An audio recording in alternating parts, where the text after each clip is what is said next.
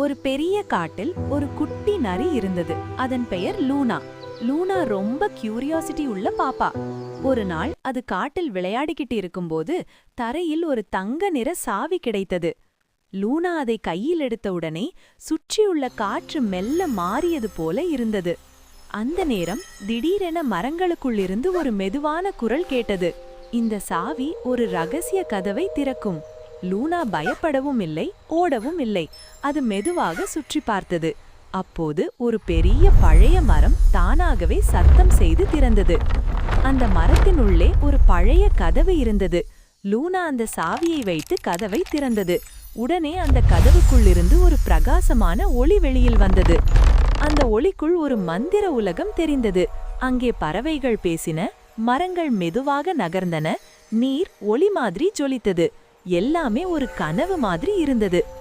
லூனா அந்த உலகத்தை ஆச்சரியமாக பார்த்தது. அது சில நொடிகள் மட்டும் உள்ளே சென்றது.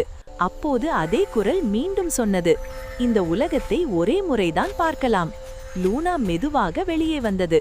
கதவு தானாக மூடிக்கொண்டது. லூனா சிரித்துக்கொண்டு சொன்னது, இது கனவா இல்ல உண்மையா? ஆனா நான் பார்த்தேன்.